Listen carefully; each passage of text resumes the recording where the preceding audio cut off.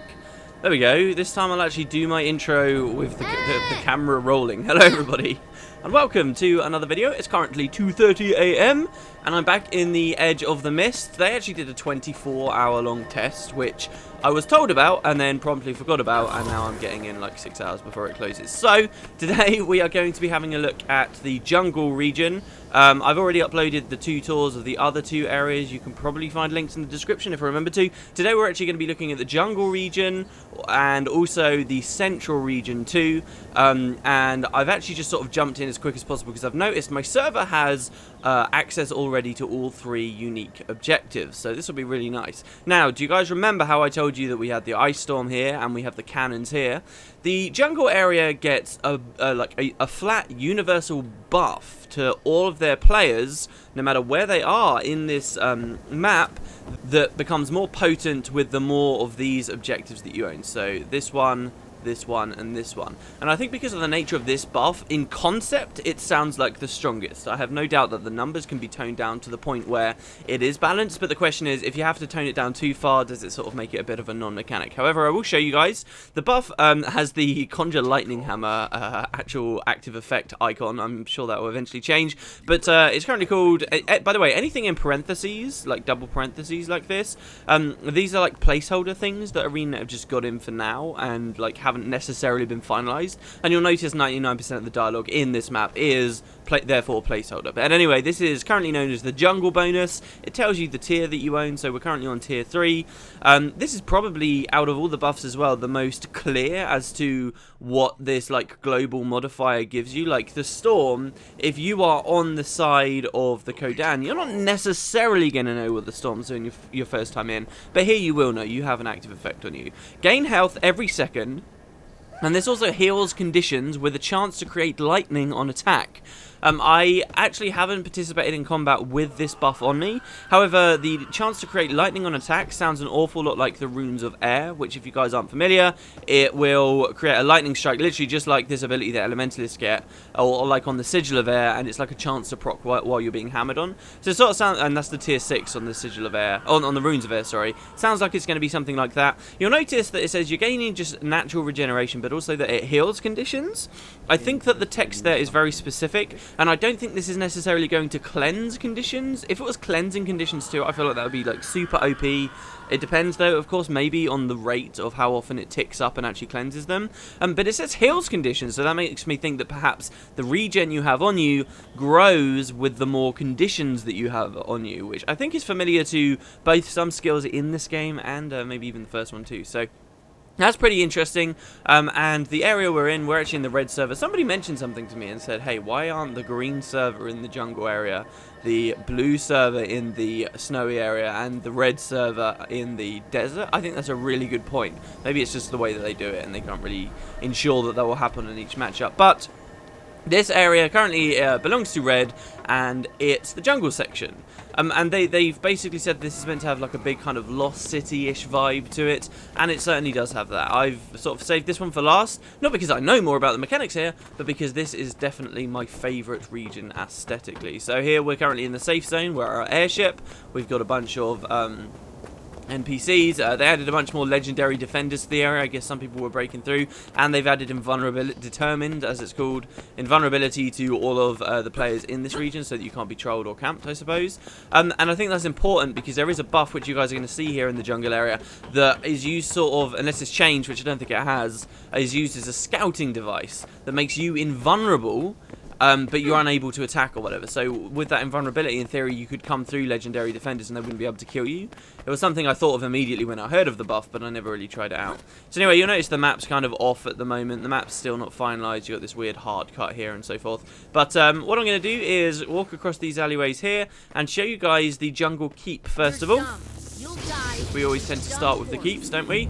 And the keep here is really interesting in its like layout. So we've got a bunch of these. I mean, it looks cool, don't get me wrong. Like, we've got a bunch of these pillars here. Looks very jumping puzzle-ish. I mean, there's actually some islands way off in the distance. I don't know whether I'll be able to show them to you guys because I don't know exactly where they are, but somewhere on this map there's a bunch of islands way off in the distance that you can see, and they're like in an ascending order, so it looks like you could hop from one to the next to the next to the next and keep climbing up and up and up. I'll try and get some eyes on them for you because I think it's in the jungle area.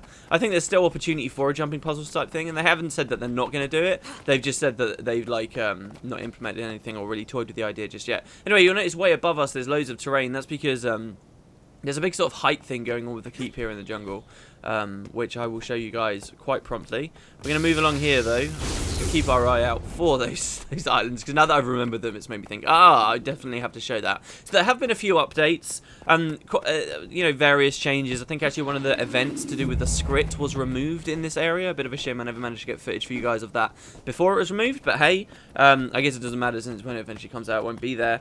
Some other interesting ones, though, that I wanted to point out is that there used to be some communes on this map. If you guys have ever PvP'd, you know the map Temple of the Silent Storm, where you channel buffs, like you have to stand there for a while, and if you get attacked you get interrupted. There were some of those for objectives on this map, and they've just been changed to capture points now. I guess it was too easy maybe in this map and the nature of World vs World to interrupt people doing that. I'm not sure the exact reasons behind it, but also okay, I'll talk more about more updates soon. Anyway, this is the keep. Here we've got our supply depot. Plenty of supply waiting around in it for us. The boss here isn't actually just one enemy. Yeah, we've got a champion here who's probably going to be the last one to survive, but he's actually got twin veteran earth elementals that I think are rather formidable. Maybe not to a massive Zerg, but it's actually twin bosses. I like the idea that there wasn't even a champion here at all, and these were just double champions, and it was like you had two NPCs to fight, but they were scaled down slightly, you know, to compensate. I like that idea. That's kind of interesting, especially if you think about the way AoEs work with large Zergs and stuff. People just stack on a single enemy. If you actually think about it, I don't think Guild Wars 2 does that very much. Usually, if they want a big boss at the end of an event chain or anything like that, they nearly always just go for one big boss. You never see, like, twin boss mechanics. Very, very rarely. There are exceptions, certainly in dungeons, but especially out in the open world and stuff. I think that makes a lot of sense for big Zerg combat because it actually splits up a lot of the fire. And just by virtue of having two enemies there, I think it makes it a lot more engaging. But anyway, you'll notice that's where the bosses are. You kill them, you get the cap point right down at the bottom. There's a lot more to the keep. This is an awful lot like Stone Mist Castle. A lot of the objective-based stuff is really all you ever really care about is the stuff at the bottom, and then there's a bunch of stuff higher up that maybe Zergs will use to hide or portal in and, like, you know, have another point of assault, but largely go unused. And I'm not sure whether that statement's particularly valid. Maybe there's some more incentive to come up into these areas, but it's a huge keep. Loads of verticality to it. Look at how high up we can climb, and you can just keep going and going and going. I suppose maybe you could set siege up in locations like this across the bridge and then just sort of look down and rain arrow darts on people as long as it wasn't obstructed. I mean, that would be an idea. And it all looks very, very pretty. You've got these kind of very interesting grotesques. Are they grotesques even if they're not on a building? I mean, technically maybe these are on a building. Hey, whatever. We got some allied trolls and grulls with us. I just love the style of this place. It's very, very cool, very naturey. But it's like gone with kind of a naturey theme, but not Sylvari. You know, they do that a lot as well. They went, oh, we want a kind of a naturey themed area. Okay, we'll just use all of our Sylvari assets. They haven't done that here. And I think that's probably deliberate, obviously. They don't want to theme certain regions, you know, oh, this is a char area. Well, mind you, the desert's sort of like a char area, but I don't think it's meant to be. It's because obviously each server can be multiple races. Anyway, yeah, so you can keep ascending, and eventually you just sort of get to this lovely overlook here, looking over your gate here, your wall. Maybe you can set up some siege again here and actually fire on Zergs coming down. This would be a really cool thing to see. Whether people can actually do that to defend their keep. But otherwise, it's basically a dead end, and you're going to want to go back down. So I will actually cut it so that we get back down for you guys, and we'll have a look at the objectives, shall we? There's also this glowing pot here. I feel like I knew what this did last time I was showing what was going on, but it's been like 3 weeks now, so yeah, we'll move on.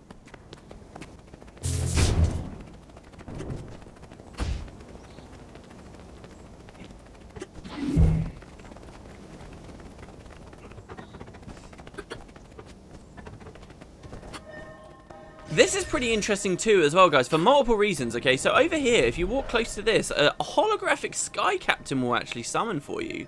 And there's been, like, hints here, like there's Aetherblade events where Aetherblades attack you. Everyone's coming basically on what looks like Aetherblade airships, or these just packed airships. And now we've got holographic guys. I wonder how this is going to link into the living story.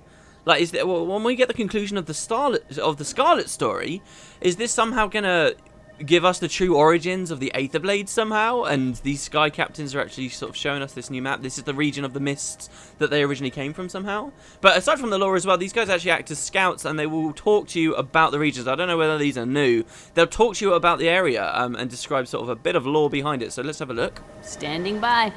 She says that it's unclear who built this long abandoned city, but we know it contains powerful magic. The Gw2 are drawn to its power and have taken over the ruins. They'll help you defend the area against invaders. Hold the surrounding objectives, and the magic that courses through the ruins may come to your aid too.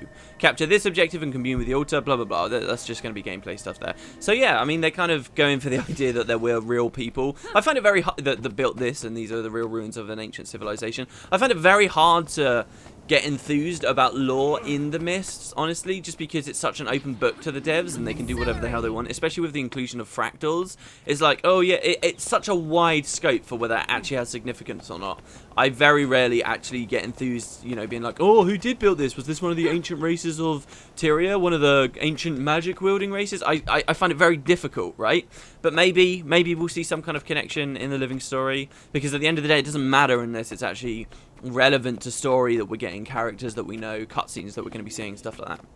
So anyway, we'll push forward out of our keep. Sorry, I didn't show you one of the most beautiful areas. I used to play this game called Master of Olympus, okay? And it was like a city building game based in like ancient Greece. And these pillars, oh dude, this place looks beautiful, and all of the flowers. Although I feel like there were flowers here at one point, a lot more foliage. Maybe this area scales with foliage. No, that's crazy. I'm not even going to say it. So anyway, here's the supply. We've got 3 generators here. Obviously, for an invader, this is a much easier point of attack. Before you finally get to the keep itself, you could have big battles. It's quite an open area here as well, as you can see. I quite like the idea of big fights going on, and especially if there was some way to maybe even climb up there and, you know, shoot down on people. So you've got the supply there. It's protected by 2 bridgeways, 2 walkways to actually get onto this bit of landmass. There's like a back route over there as well, and I believe one that way. But these are also defended by veteran sentries here, so of course smaller scouting parties are going to have to actually deal with these as they move forward. Another update to this map, and perhaps something telling of something they want to do to World vs World as a whole eventually. You know how in World vs World, if you take a sentry, it's got like a neutral state, you kill it and it will go like neutral, and then, well, no, how does the neutral state work often? Is it when you're decapping an area? Yeah, and then it goes neutral, perhaps? There is actually no neutral state, anyway, anymore. It's literally, it either belongs to one server, or another, or the third. And there's like, no in-between anymore. They completely removed that idea. So, that's kind of cool as well, because I think the neutral states were very rarely actually significant to the battles. So, here we go. This is the first of the 3 objectives. We're going to have a look at the altar. So the description reads that you can destroy the altar and hold it to get to capture it, which will give us points. To actually capture it, we need to defeat elementals, and you need to power the altar with unstable magic. Now, I've done this event. Basically, what you do is you kill these elementals, and they pick up they drop some stuff you can pick up, and I believe you just throw, or you come over and press F at the altar, and it just charges it up, charges it up, charges it up. So eventually, it's in your favor. So it's a pretty cool little event. And the description further reads, if I can actually mouse over it, this is a bit of a problem. It further reads that we can commune with this altar to receive a boon. So this is much like the forge that we had down here. If you remember, the forge did give us a hammer, but it also just gave us a flat buff. And I suppose to an extent maybe the Mecha Devourers in the Beastmaster workshop over in the desert area. So let's commune with the altar, see what we get. And Liz sounds so angry, channeling with stuff. It's cool, Liz.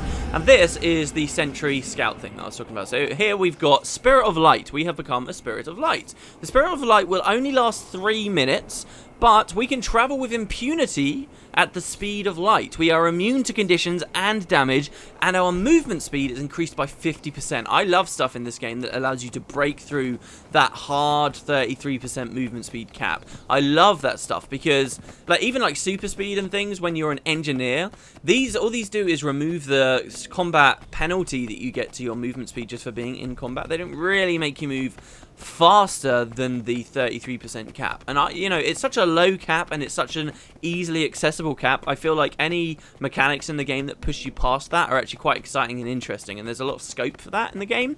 And this is one of those things anyway. So not only do you move 50% faster, but you actually never get in combat either because you're immune to everything.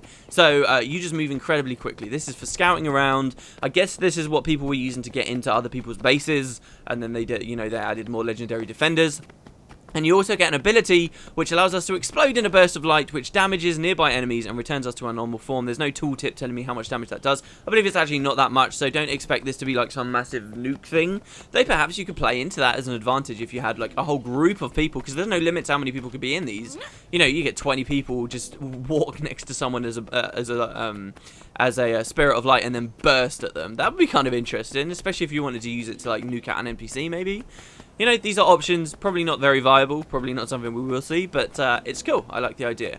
And that's one of the areas. So this is really significant. I feel like this is incredibly strong. Already you can see with the jungle people, they've got, in concept, a very, very, very strong just global modifier to their server, but also they got one of the stronger things, in my opinion, for scouting around, definitely. In fact, like, what's the desert equivalent almost? I guess something like the worm tunnels, which allows much faster mobility, but, you know, you don't get to travel with impunity, as they describe. So it's very cool. It's a very interesting idea, and I actually think that the duration of this has been reined down a bit. I think it lasted a lot longer when I first ever saw it. So anyway, let's have a look at this next objective. I believe this is the observatory. Yeah, this is the observatory. It's a cool place, and you know how I talked about the keep had like a lot of verticality to it, but little reason to go high? The observatory is actually the opposite. You need to like worm your way to the top. So here there's just a hole into nothingness. You can actually see lands below as well. Like the art is obviously placeholder. You can see roughly cut lines there. But there's like a mountain down there. I've always been excited by the idea of looking really low down and seeing the map beneath. I mean, I don't care if the textures and, you know, or whatever is really, really low res, but just being able to sort of vaguely identify the Eternal Battlegrounds and Stone Mist Castle beneath this map would be so cool. Obviously, you wouldn't be able to reach it. If you fail, you would just get teleported away and die, but still, that would be very cool. I'd love to see that. Anyway, if you climb up the observatory nice and high, you'll see this is where we cap the point. It's a simple champion that you've got to kill. Champion Grawl Trickster. This guy places flame traps, he pulls, and he also shadow steps. So a very tricky sounding enemy to fight. And the observatory will give us sentry turrets. This is the equivalent thing for this region where you can buy something with badges of honor. And again, this one is awesome too. Like, I feel like the jungle area got so much love. This is so cool. We don't buy them from... Yeah, we do buy them from him. Interesting. So, as you can see, we've kind of come to the top. This is actually sort of difficult to assault. But here you can see we can buy a sentry target. It's all placeholder stuff. Sentry turret. Double click to consume, deploy a sentry turret that reveals enemy positions on the map. This is one of the most interesting mechanics that they've added to this map, okay? To Guild Wars 2 in general, right? You guys might not know, but very, very early on in this game's life, when they were very first looking at traits and stuff, they gave an example of a ranger trait in an interview, and I believe that they still have the trait, like, it's named the same thing. I think it's called, like, spotting or something. They've got, and it might be the one that just gives people precision around you. But rangers used to have a trait that would allow them to see enemies on the mini-map.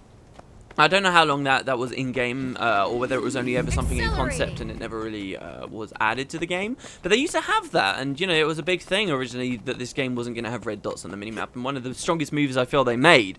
Very, very cool idea not having enemies on the minimap. But this was going to be like a cool thing that Rangers would have. Obviously, it's really niche and sort of quirky and weird, and I can understand totally why Rangers didn't in the end get it.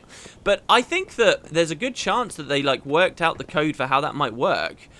Because you guys might know in PvP recently they did a patch where you reveal, if you personally can see an enemy near you, it reveals the location of that enemy on your mini map for everyone on your team. So this is like adding real fog of war mechanics almost to the game and to the vision that your server has and that your team has. And after that change in PvP, it looks like they're toying with the idea more in a much bigger environment, the world versus world environment. So here's the border to the glacial area. We're not actually going to go fully over there. There's a bridge, of course, with another sentry there. Very cool little area. So we'll actually head back through to the keep and go to our third objective. But this is what they've added. So if I wanted to know if maybe a Zerg was coming or something, I can buy these sentries. And where are they? They should be somewhere in my Wonderful inventory. Look at all my gold, guys. Oh, testing is so fun. I've got so much to spend that on. Here, so check it out. Sentry turret. So it gives you consumable. It's sort of like deploying siege, really. Deploy sentry turret. It's got no tooltip information at all. But I could hide this. And you do want to hide these, absolutely. So I could hide this maybe just here. And this sentry turret means that anyone that walks near here, any enemies, it will reveal on my mini-map. Now, I'm pretty sure that's server-wide and not party-wide. It could be party-wide. That would seem smarter. I don't know whether it's probably server-wide, though. Server-wide's very interesting. So you could actually just catch people off guard, catch huge groups. Now, the counterplay to this, as enemies, are that you see one of these, you can break it, you can destroy it. It's very fragile, it will just get destroyed. So you've got this cool idea of not just deploying turrets in strategic locations, but also in places that people won't immediately spy them. So there's a lot more incentive now as well for small groups of people patrolling around, breaking sentry turrets, taking sentry locations, and facilitating, you know, the ability for their Zergs to move about on this map. How cool is that? That's really, really interesting. And this is like one of the main contenders, I feel, for something that would be fascinating to see in regular World vs. World. Think about it. Technically, really, in its implementation to regular World vs. World maps, it's not adding new keeps, it's not messing with terrain, it's not, you know, strictly messing with points per tick balance and stuff like that. It's adding vendors that sell these things, and maybe even you don't even have to do an event associated with that vendor. This is where I want to go. This is why I'm fiddling around. Maybe you don't even have to, you know, add an event associated with that vendor. Just put like a high cost on it. Like, that's a really cool idea, and something that I feel we might even be seeing. And that's just, you know, it's pure speculation, but something maybe that we could be seeing and that would radically change and make World vs. World a very interesting experience. Don't forget that you've got that vendor they added when they added traps, like supply traps and stealth traps to World vs. World. There's that vendor has a tricks tab as well. He's got a traps tab and a tricks tab, which maybe a sentry turret would go into the tricks tab somehow. Like, really, really interesting, and I love the idea. You know, actually bringing fog of war into this would be very cool to see. Anyway, let's have a look at the third and final objective. This one is the statue. This guy, this is what you guys saw on my very first Edge of the Mist video, where I think back then it was actually a char with, like, cannons on his shoulders, which was pretty interesting, but he was, like, purple and his texture wasn't finished. We now have a totally different guy.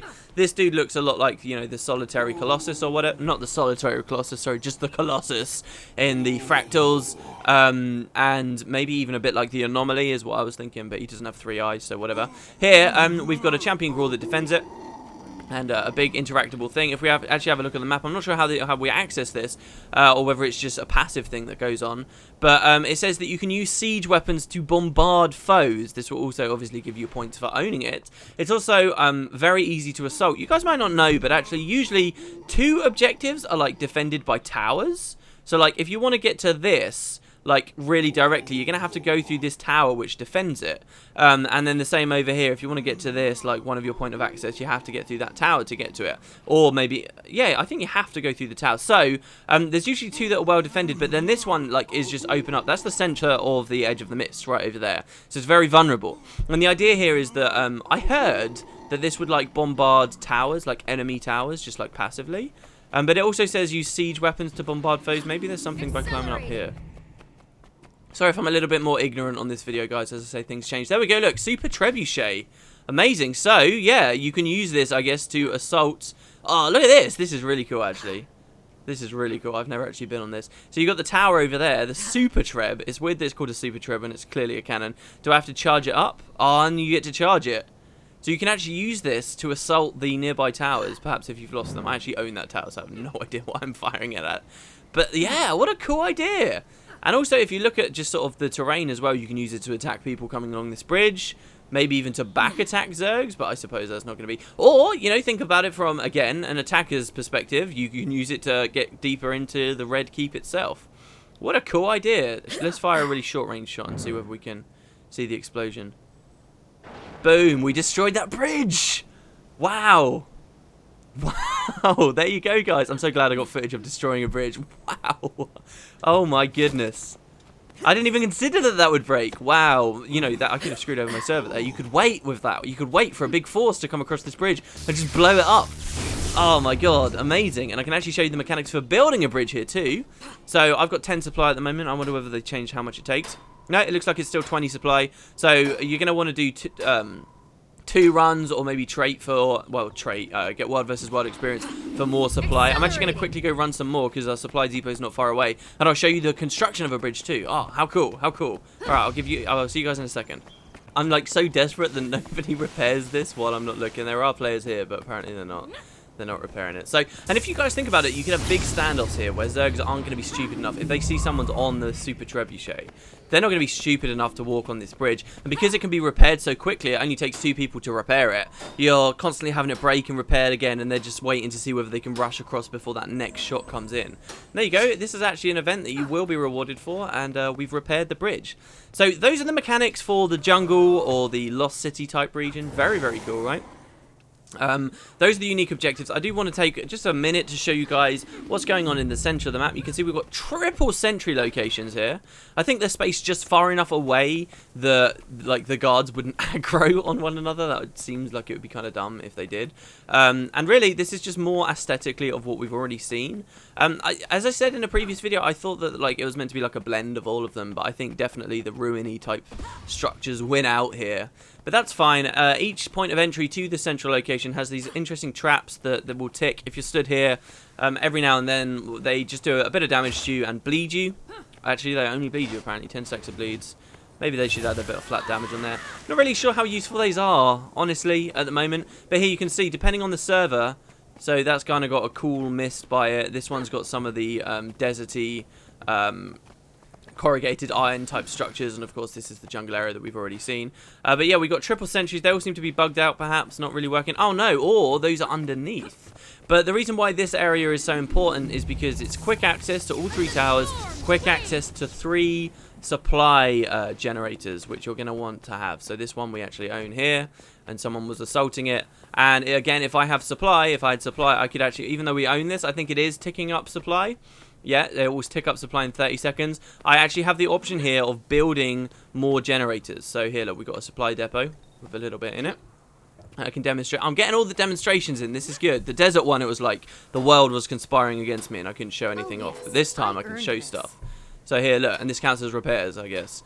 10 supply is all it takes. This will build a generator, and this will actually speed up. Sorry, the reactor output is now at 34%. Okay, so that will either speed up deliveries or increase the amount. No, it doesn't speed up deliveries. It just increases the amount of supply that people get back at our tower. But the thing is, we don't even own the tower right now, so I think this is just ticking up supply for this small depot here, which could be why you see that no players have built this generator for me.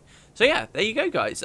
This is the central area. Finally, the central area isn't just what we see above ground. There's a large lattice of underground pathways and bridges and walkways that people can use if they want to be more stealthy, okay? You're worried about sentry turrets, you're worried about big zergs catching you out, stuff like that. Maybe you can brave the lower paths. The lower paths are dangerous for small groups because of the sentries and stuff that are often located there, but also because, you know, the terrain is just usually quite weird. Like, a lot of the time these railings are really small and actually not that useful to you. I don't know, and they've actually seemed to have started pathing stuff out so you can blink around. But here you go, so look. Oh yeah, wow, these guys are really far away. It shows you how big this map is. You think that they're really close, but actually they're really far away. So we got 3 captures. Our server actually owns all of them. You've just got these cool little ruiny, temple-ish areas. I gotta say, this area does capture my imagination. I say that it's hard for me to be enthused about lore in areas like this because I just fail to see the significance. It's just like, oh, it's easy for them to add, you know. Oh, it looks cool, so we'll just rely on that being capturing people's excitement. But this really did. This looks very cool. I love the area of this, the look of this area. It reminds me a lot of Shadow of the Colossus for some reason, and I spent a little while sort of trying to explore and drop around. Like, there's small ledges that you can drop. Like, I think this is exactly it. I came down here previously, and there's like no reason. This is like what I was talking about in the desert video. There's no reason to come to places like this, but then there are like open rooms and things that you can access, which is interesting. I mean, it would be kind of cool to see stuff hidden here, but I doubt that they would do very much. Alright guys, that's pretty much it. That's our full tour of this map. Let me know if there's anything in particular extra that you want to see. I will try and edit in a little bit of footage of those islands off in the distance if I can find them. But that's pretty much our tour complete. In terms of doing more videos for this in the future, I'm thinking maybe it would be valuable to do a video of me running around in a Zerg, perhaps. Though I do question that. It might also be useful for me to do videos on the updates for this, how it's going. You know, they do constantly patch it and change the way that things are going. So that could be kind of cool to see as well. You guys will just have to let me know, kind of sort of what you want to see. It's been a great experience in here, and I'm certainly not going to just abandon it personally from playing just because I've produced videos on it now. So I will probably keep you up to date every now and then. But there you go, guys. Let me know what you think, both about the map and about the tour. And I guess I will see you guys next time. I hope you have a wonderful day, and thanks for watching.